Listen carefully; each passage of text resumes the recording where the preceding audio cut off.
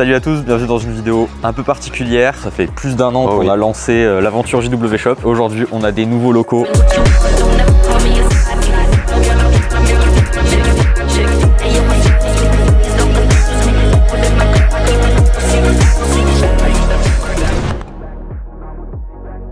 Bon, si vous vous demandez qu'est-ce qui se passe et si vous avez rien suivi ou que vous suivez une vidéo sur deux, oui, accessoirement, à côté, on fait pas que de la moto, on vend aussi des pièces pour ces foutues motos qui nous... Je pense qu'il y a des gens qui peuvent pas être pas au courant. Ouais, j'avoue, en vrai, je pense que vous le savez. Mais vous avez peut-être pas vu, par contre, la vidéo il y a un an où on lançait cette histoire.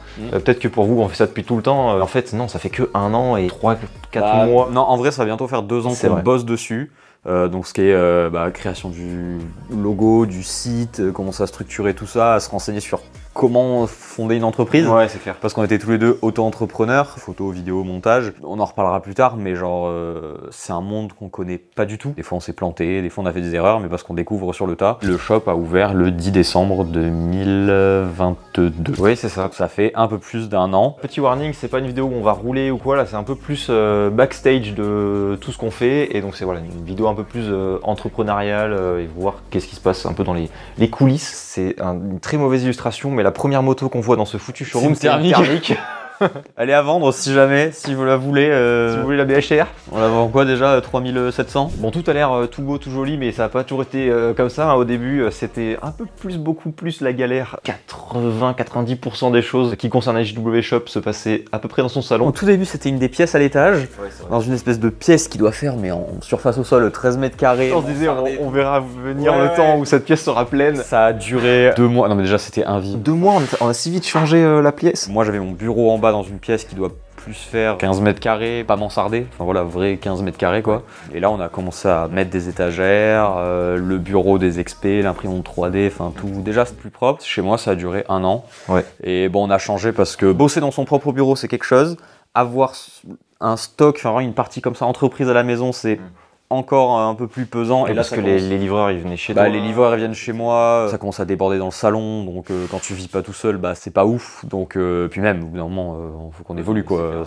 Voilà, donc là, on est dans les anciens locaux où je bossais, parce que ça appartenait à LPDV Suspension. Ouais, ils ont été cool, ils nous ont dit justement avant de mettre sur le marché ça en loc et tout, est-ce que ça vous intéresse? Et nous c'est là où ça a fait un vrai shift dans notre tête. On était en mode est-ce que ici et tout. Bon, c'est pas encore tout à fait rangé, parce que en même temps, on a embaucher quelqu'un pour les expéditions, Thomas. Et puis on va mettre ça ici. Ça, les guides chaînes, ils sont là, tu vois. Tout bien rangé. Parce que en fait, moi je m'occupais de mail, commandes fournisseurs, expéditions, parfois un peu création de fiches produits, enfin voilà, design de pièces aussi. Si on n'avait pas embauché prix de locaux, moi je pense que j'explosais en vol, je faisais un burn-out. T'étais déjà limite là. Donc là on est dans la pièce globalement showroom, là où on stocke nos motos. Garage slash showroom. On dit showroom mais il n'y a pas d'accueil client donc bah, c'est showroom dans les vidéos quoi, voilà. C'est un showroom pour nous quoi. C'est là où on tourne les vidéos sur le canapé. Ouais voilà, parce que moi j'ai un atelier chez moi où je stockais les motos, mais en avoir 4 après quand je veux bricoler dessus c'est pas viable. On a un petit atelier, bon pareil, c'est pas encore aménagé. On vient de monter ce meuble qui sert à recouper les chaînes. Là, il y a la moto de Thomas qui s'occupe de nos expéditions, qui a commencé à l'upgrade avec des pièces du shop. Qu'est-ce qu'il a mis? Réhausse de selle, des pneus, des poignées. Bah ça nous a fait des souvenirs parce que nous on a l'habitude de voir nos motos full prépa et là il y a Thomas qui arrive avec sa moto toute d'origine. On s'est dit yes, il y a tout à faire, ça va être cool de voir l'évolution, donc ouais vous verrez petit à petit. Ouais, puis on fera une vidéo, bah c'est quoi limite les choses les plus importantes à upgrade en premier sur une Lightbee, surtout quand on n'a pas un budget illimité ou d'un coup on peut tout augmenter. Si on doit bricoler sur une moto, ouais on a de la place pour bricoler. C'est l'atelier de Thomas en fait. Ouais, c'est ça. Donc faut savoir qu'à chaque fois que vous commandez une chaîne, ben il y a quelqu'un qui la coupe derrière pour montrer qu'il y a du boulot parce qu'on n'a pas toutes les références. Nous on a fait des marques, on la mesure. Petit setup maison. On se dit où il faut. Ouais je suis deg, le fait qu'il est un peu bavé. On se dit ok il faut la couper là, on la prend, on allume la machine avec ses petits gants de sécurité et ses lunettes. Oh nice. Et ensuite il la dépose là sur la plaque. Il vient la tenir comme ça. Ouais. Et après il prend un couteau à bois. Ça et il fait péter le maillon. Je suis client, je sais que bah voilà, quand on commande un truc, on veut que ça arrive vite et tout. Mais genre, faut se rendre compte que quand on avait 350 commandes sur un mois, plus 20 mails dans la journée, et que bah faut gérer les commandes, couper les chaînes, aller poster les colis, le livreur manger le relais, il est pas passé parce que des fois tu sais même pas. Bah effectivement, on est une entreprise naissante ou bah c'est, on va dire familiale hein, en vrai. On n'est pas Amazon où quand il y a un mec qui est malade, ben voilà, moi il y a un jour je me suis pris 42 fièvres, bah, j'ai essayé de bosser jusqu'à la demi-journée où j'ai BGR et je me suis dit bon là je vais peut-être arrêter de travailler. Je comprendrai toujours ceux qui étaient pas contents quand il y avait des retards de livraison, qui s'en sont plaints, mais je remercierai encore plus ceux qui ont été compréhensifs là-dessus et qui derrière sont contents parce qu'il y a par contre un service de qualité ou enfin des conseils de qualité. Voilà, on essaie quand même d'être arrangeant et tout. Forcément qu'il y a eu des déçus, mais normal. On s'est rendu compte que même les fournisseurs, des fois, ils avaient des gros problèmes d'approvisionnement. Moi, je pensais pas. Et du coup, on s'est retrouvé à avoir des commandes et des produits qu'on n'avait pas en stock et que surtout on ne pouvait pas commander chez les fournisseurs. Il y a eu des couacs au début, donc c'est des choses qu'on a réglées petit à petit. Après, on a commencé à stocker. Après, il y a la gestion du site aussi où on apprend sur le tas. Donc, voilà, faire en sorte que quand il y a un produit plus en stock, le client ne puisse plus commander. Et donc ça, maintenant, voilà, ça se règle petit à petit. Et là, on arrive où voilà, on a un stock fixe. Il nous reste 2-3 produits où voilà, on veut bloquer que ce soit pas commandable si c'est pas en stock. Parce que le site et tout, on a tout fait nous-mêmes, hein, le site, les descriptions, les photos. Et du coup, il y a des fonctionnements où on apprend sur le tas et des fois, un truc con, mais quand on fait un pack avec un contrôleur et un écran, faut que ça retire les deux du stock et du coup, ces trucs, des fois, on n'y arrive pas forcément, donc on bricole. Voilà, ça, c'est pas du tout notre formation. Mais non, mais nous, on a un BTS design de produits de base, hein, donc management, création de site internet, même moi, faire des mails, j'en faisais jamais avant d'en faire. Heureusement que c'est un truc qu'on kiffe et où on connaît le produit, mais... Et que derrière, ça nous apporte, hein, parce que niveau salaire, voilà, donc ok, on a des motos où on se fait plaisir, mais c'est pas avec les motos qui ne nous appartiennent pas techniquement qu'on part en vacances avec les gens qu'on aime, quoi. Donc il y a des trucs cool, mais derrière, il y a une balance, quoi. Et voilà, le cœur du vaisseau. C'est clair, le champ de bataille. Globalement, en fait, chez moi, c'était la même taille de pièce, mais avec tout le stock là, tous les cartons et qui dépassaient dans le salon. Et la place. On peut faire 3 pas dans un sens, 3 pas dans l'autre. On peut être 3 surtout. C'est ça. Et surtout, on a le sauveur. L'homme qui a gardé la force mentale de William. Regarde-moi ce cintre, mec. Il est blanc, il est stylé. Blanc de toute beauté. Warp 9. Qu'est-ce que ça rentre? Ça rentre. Décalage. Le petit cintre, les leviers de frein et la potence. Magnifique, très bon choix. Ni avec un petit autocollant, mais ils sont en cours de Il y fabrication. a quoi sur cet autocollant? Il y en a un noir et blanc et un holographique JW Shop. T'es arrivé vraiment au moment le plus... Ah oui, il fallait pas qu'à 2 semaines près... On a quand même fait de la logistique, mais bon, il y a quand même des process à apprendre et tout. On lui a dit, normalement, février, c'est calme et tout, parce que nous, on s'est référé aux chiffres de l'année dernière. Ouais, je t'inquiète. Et on a fait notre deuxième meilleur mois au mois de février, donc on était à... En gros, là, ça sort, tu la prends, tu la colles directement. Tu vois, c'est fait. Donc là, ça va, maintenant ça commence à couler un peu plus, on a mis les process en place et tout. Surtout que t'as une surne depuis quoi, août, c'est ça en gros? C'est ça, ouais, depuis. Ouais, donc t'es un peu dans le milieu, mais en fait... ça reste un objet de loisir où t'avais pas non plus les connaissances. Ouais, et puis t'avais pas forcément mis trop les mains dedans, et en fait nous c'est dans notre tête, c'est inconscient, on connaît les refs à force. Toi, tu t'es mangé d'entrée de jeu un catalogue de pièces... Avec des refs à connaître. Ah ouais, c'est clair. On avait peut-être minimisé le temps d'apprentissage. Maintenant, ça va. Le sabot moteur noir. Déjà parti. Ouais, j'ai vu. Je le pose là-bas, je m'assois dans le canapé et là je vois schling, sabot moteur commandé. Donc mettez les alertes. En pleine journée, le mec il devait être au taf, il a mis la notif, il a dû sniper le truc. Ici, tous les cartons prêts à être utilisés pour être emballés. Là, c'est les 2-3 colis en transition qui vont être embarqués avec les différents livreurs. Comme on n'a pas été formé à ça, je sais pas si c'est... Si, c'est cohérent. C'est cohérent avec l'échelle qu'on a. D'accord, ok. Ah bah oui, toi t'es rodé en fait, tu sais. Ouais, ça ressemble. Enfin, c'est comme ça. Hein. Sauf si tu pars dans des entreprises comme des Pro Bike Shop ou des Alltrix où là, ça expédie des milliers de colis par jour. Un bureau, une table, c'est vraiment... Bah ouais, hein. De toute façon, on améliore au fur et à mesure. Ouais, c'est ça, non mais c'est clair, quand on voit d'où on est parti, dans tous les cas... Ma petite fierté... Alors, est-ce que c'est parce que je suis radin et que j'aime gratter des sous, ou non, c'est pour l'écologie, on va dire, c'est qu'on n'a jamais acheté un seul carton pour les expéditions. On a toujours réussi à les colis qui arrivent de chez les fournisseurs. Moi, j'en ai récupéré à droite, à gauche, chez LPDV Suspension. Et eux, ils ont trouvé quelqu'un d'autre. En fait, en face, il y a un mec qui vend de la voiture d'occasion. Et du coup, eux, quand ils commandent des pièces pour les voitures, ils ont des cartons, donc ils vont aussi nous les garder de côté et tout. C'est beau. Donc, voilà, c'est écologique. Le seul truc qu'on est obligé d'acheter, on a acheté 2-3 rouleaux de papier bulle et maintenant le carton de calage là. Même ça, et en vrai, il pourrait utiliser là. Pourquoi il jette? Eh Thomas. Ici, c'est le champ de bataille. Et là-bas, c'est le cœur du shop quand même. Voilà, il y a une cave, on s'en fout. Voilà. En bas, on stocke quand même des plats. Thomas, quand il est puni, qu'il a fait une bêtise, on le met là-bas. Voilà, c'est ça. Des pièces abandonnées, genre une fourche Talaria qui fuit. Donc là, il y a une première pièce. Avant, ici, c'était une boucherie. Ici, dans une chambre froide, donc il fait toujours bon. 15... peut-être. Mais tout le temps. Tout le temps, ouais. Donc cet été, il sera content. On a des premiers produits. En fait, là, c'est encore une pièce où il n'y a pas grand-chose parce qu'on va pouvoir rajouter encore des pièces si besoin. Putain, d'ailleurs, faut que je recommande des chambres à air, moi. Bah c'est oui, principalement le motule. Il y a 2-3 grosses pièces qu'on cale ici, genre quand il y a des kits Supermote. Attends, mais on les a tous vendus? Bah peut-être, je sais pas. Faut regarder dans les ventes. Ok. Et le cœur. Le cœur. La pièce la plus sexy. Là, c'est les carreaux purs et durs de la chambre froide. Alors ça les gars, ça se vend mais à la pelle. Meilleur kit primaire qui existe pour une Suron. C'est le kit primaire Warp 9. Ça fait plus de bruit qu'une courroie, mais putain, ça fait tellement moins de bruit qu'un... Elles sont bleues? Ah non, c'est de la lumière. Gabriel qui est derrière la caméra s'est amusé à mettre les LED en bleu. C'est pour ça que je crois que toutes les vis sont en titane. Hâte qu'il arrive Pour Ultra Bee, ouais. Et notre nouveau sabot moteur aussi.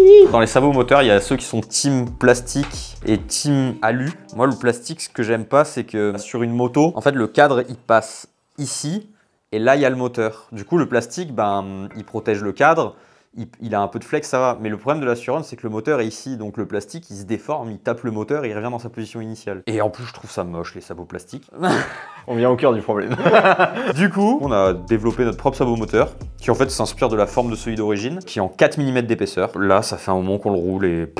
ça bouge pas. Petite diff aussi de design, c'est que côté droit, on a une découpe un peu plus longue pour les câbles qui sortent du moteur, les câbles phase. Donc pour ça, il y a des gens qui nous ont dit ah, ça fait 6 mois que vous parlez de ce sabot, il sort quand, il sort quand. Bah, le truc, c'est qu'en fait, on fait faire un proto de sabot, puis on l'utilise, et puis on change le moteur, et puis on se rend compte que ça va pas, donc on l'améliore. Pareil, là, j'avais mis une grille d'aération, mais au final, bah, il y a un peu de merde qui rentre. Alors pas beaucoup, mais au final, ça sert à rien, ça rajoute en plus. Le moteur chauffe pas tant que ça, donc voilà, c'est notre nouveau sabot moteur, j'en suis content. Et surtout qu'il va arriver, on l'a pas là, mais il va arriver en Raptor. Et ça sera le seul comme ça. Et je pense que ça va être canon.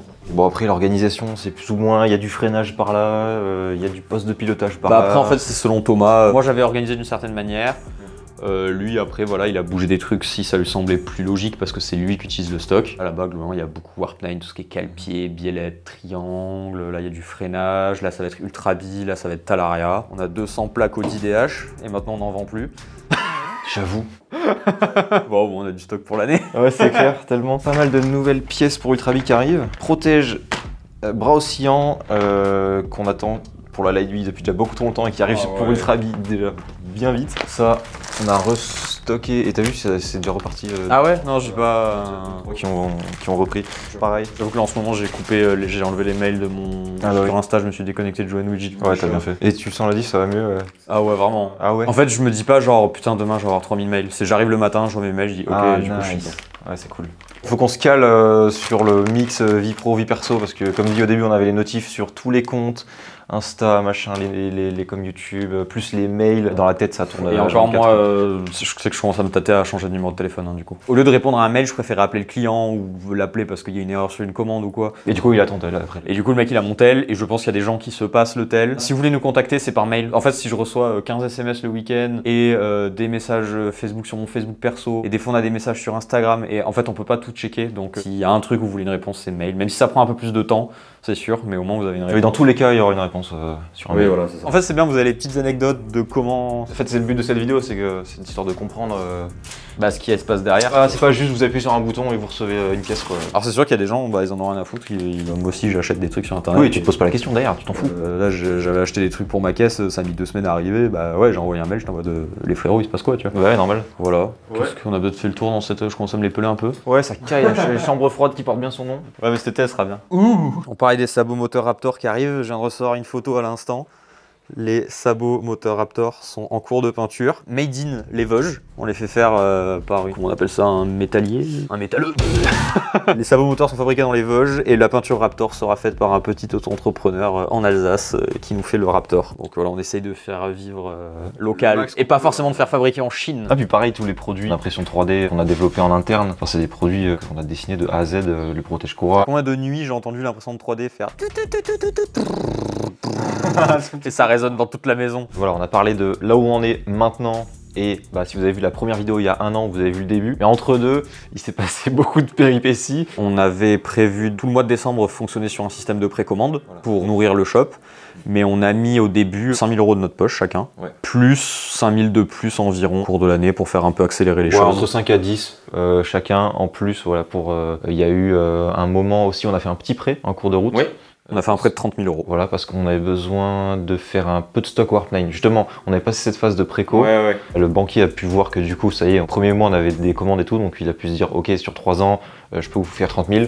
Sans ces 30K au début, je pense que c'était chaud. Ouais, non, vraiment. Surtout que ça a servi pour les batteries aussi. Pour moi, ça fait partie des plus grosses erreurs qu'on ait fait. Ça faisait partie des trucs qu'on voulait vendre au bout d'un moment. On a bossé avec quelqu'un qui nous a fait une super batterie. Franchement, on était trop contents du produit. On a bossé un moment dessus. Et en fait, quand on a lancé les batteries, on s'est dit, les batteries, c'est pas un truc qui se vend à ce point-là parce que ça coûte quand même super cher. Et en fait, on s'est pas rendu compte que autant de monde voudrait la commander. Et en fait, on a lancé le produit début octobre. Et en 2 jours, on a eu, je crois déjà, 25 commandes de batteries. La cadence de production, en fait, c'était 2-3 batteries maximum par semaine. Mais voilà, c'est un gars tout seul. Lui, comme nous, par exemple, s'il tombe malade, forcément, ça décale tout. On a eu énormément de problèmes de transporteurs parce qu'on a essayé de faire les choses bien. Et en fait, vu que c'est un petit dépôt, ils se sont retrouvés en PLS avec des batteries de 19 kg à avoir la goutte de sueur. Alors oui, du coup, effectivement, on aurait dû stopper les commandes plus tôt. Mais avant que ça t'arrive, tu peux pas le savoir. On a stoppé les commandes un peu tard. Et voilà, il y a des gens qui ont attendu leur... c'est surtout que, en fait, ouais, quand tu lâches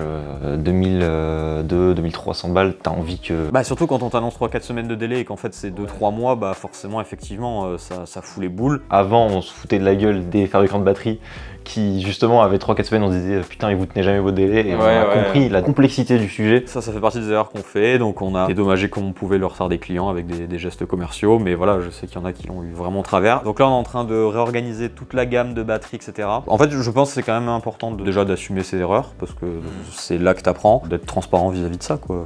Pour revenir sur tout ce qui est trésorerie et tout, toi, il te restait un peu de Pôle emploi, donc au début, tu te payais pas. Pôle emploi, ça me suffit, je préfère qu'il y ait 1000 balles de plus qui peut partir dans du stock.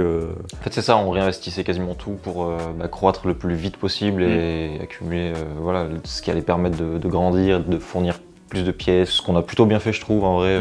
Non, ça c'est bien goupillé. On a bien géré le développement du stock en lui-même. On a beaucoup investi dans les véhicules, dans les motos qui servent pour YouTube, pas directement pour le shop, mais plus pour l'aspect média qu'on est. Quand on roule des bécanes bien équipées qui font rêver, voilà. Oui, puis même l'idée du shop, c'est de vendre des pièces que nous, on aimerait avoir sur nos motos, qu'on aimerait rouler. Il y a un moment, ça passe par le test. Il y a plein de gens qui nous ont dit, depuis que vous avez un shop, vous êtes plus objectif. Par exemple, quand on a sorti la XT, quand on a sorti une vidéo, la meilleure fourche pour Sturol, les gens ils disent, forcément c'est la meilleure puisque vous la vendez. Je trouve ça nul de réfléchir comme ça parce qu'on l'a quand même testé. C'est en attendant la meilleure fourche qui existe sur le marché. Après, c'est plus qu'une question de confiance. On a acheté une fourche Talaria à 700 balles qui est en bas parce qu'elle fuit et parce que la fourche, je suis pas... En fait, c'est qu'on fait pas de vidéos sur tous les trucs qu'on essaye. Mais il y a des produits où on pensait faire une vidéo au début, par exemple sur la Talaria Factory. On disait waouh, 1000 balles, incroyable et tout. Et pour X ou Y raisons, en fait, c'est pas le même rêve qu'on imaginait. On n'a pas fait de vidéo dessus. Et voilà, on a toujours la Fast Ace, la Dorado, parce que c'est dans les gammes. Et puis c'est des produits qu'on juge qualitatifs. Voilà.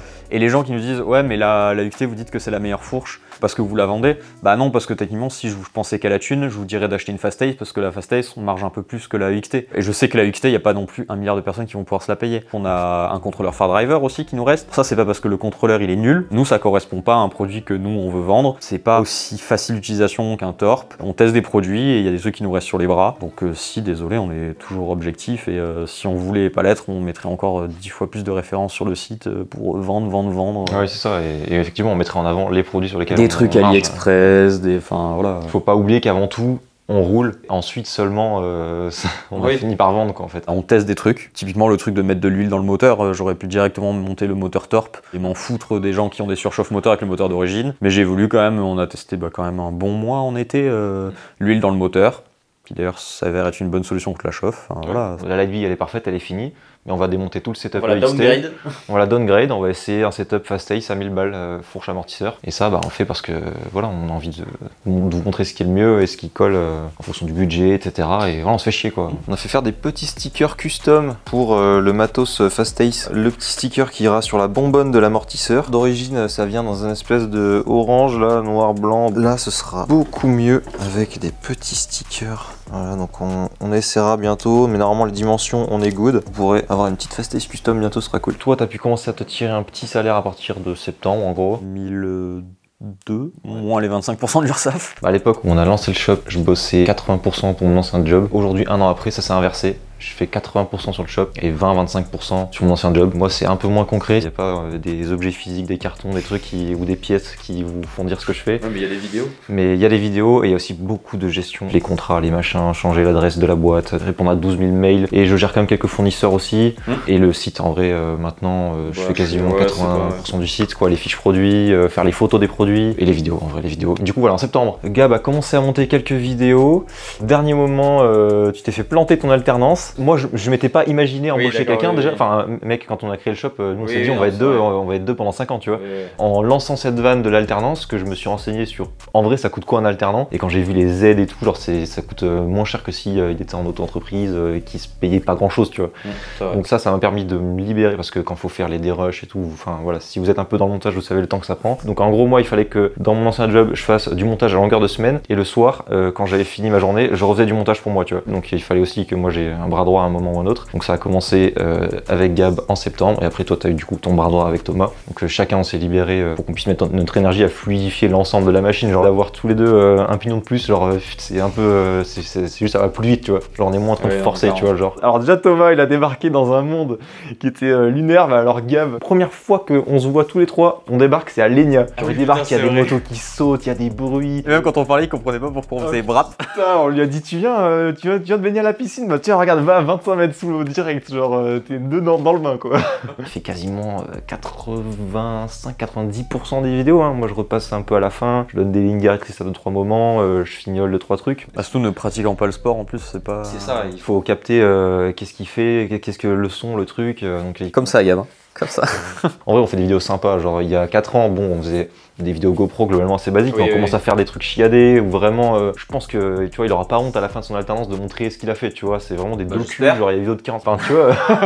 En vrai il a fallu 1 an pour qu'on trouve un rythme où c'est moins bordel. Au début vraiment on découvre tout, tu vois, genre les factures, les machins. Il y a des trucs en fait personne te le dit. Tu passes 1 an à créer les process, genre comment on fait ça, tu vois, bah est-ce qu'on, ok on va faire un Google Sheet, on va marquer ça, il manque ça, comment on fait, enfin. C'est à toi de trouver les process en fait. Et c'est d'autant plus pas évident quand tu te manges un chiffre d'affaires d'entrée de jeu que tu pensais faire en 2025 quoi. Bah, le comptable il est content hein, et d'ailleurs je lui fais la bise, Maxime tu gères, voilà, c'est encore une fois, c'est ce qui est cool, c'est d'être entouré de professionnels qui sont humains et qui sont accessibles, ça va du banquier au comptable, aux gens avec qui on bosse, tout le monde est jeune et tout le monde est dans un mood. Moins de 30 ans tout le monde je crois. On parle par WhatsApp, ça fluidifie la vie mec, si on devait faire des mails à tout le monde à qui on parle, ce serait la galère quoi. Le banquier il est venu une fois sur un circuit aux portes ouvertes du Vézavec, en vrai je suis content de l'écosystème qu'on a réussi à... On pourrait vendre des produits cool et tout, mais derrière en fait en backstage ça pourrait être chiant, lourd, tu vois. Et... Bah ça durerait pas si... Je sais pas. Bah tu sais, si on pensait que fric, au bout d'un moment... bah si on pensait que fric pour le moment, ce serait pas très motivant.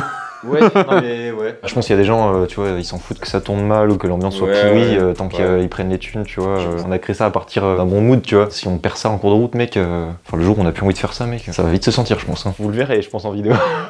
Il y a peut-être moins de vidéos, justement. Ouais. Bon là, s'il y a moins de vidéos, c'est parce que je me suis enculé avec la Stark. On a fluidifié tous les process, on a mis les choses pour que nous on soit plus l'esprit tranquille. De 1, pour que les colis partent plus vite, justement pour qu'il y ait moins toutes ces emmerdes qu'on a eues. Mais aussi ça permet de mettre plus d'énergie dans la création d'autres produits, de choses qui n'existent pas et que voilà, c'est encore une fois notre cœur de métier. On a plein d'idées, on veut faire plein de choses. Donc voilà, 2024, on s'est déjà bien entamé, mais on va essayer de continuer de focus dev de produits et aussi continuer de se retrouver, de vous revoir. Et donc ça, ça y est, j'ai revu avec Jimmy à Sichan, j'ai déjà teasé dans la vidéo précédente. Mais bookez-vous votre 13 et 14 juillet. Surtout que je suis content, il y a déjà quelques-uns d'entre vous qui ont réservé, donc je pense que ça va vraiment se faire, ça va être vraiment le feu. Surtout qu'en plus c'est Pierre Lozzi qui a fait la piste, donc un gros pilote supercross et qui est spécialisé dans la création de pistes, qui a fait les pistes du LX Tour. Donc il a l'habitude de faire des pistes pour les motos électriques, il sait ce que c'est. Venez, ça va être cool, la piste elle est carrée. Peut-être fin d'été dans le sud de la France, à Las Bédas. Du coup je pense qu'on en fera un aussi à Strasbourg, peut-être plus en septembre-octobre. Voilà, 3 dates, c'est pas mal. Écoutez, on espère que cette petite update un peu moins bourrine, il n'y a pas de gros whip là dans cette vidéo, mais que ça vous aura plu et que ça permette de savoir un peu. Si vous avez des questions, n'hésitez pas à les dire dans les commentaires. Ouais, carrément, on répondra aux questions. Peut-être qu'on n'a pas pensé à tout. Puis nous, on vous dit à une prochaine dans une nouvelle vidéo. Hein. Yes, à plus.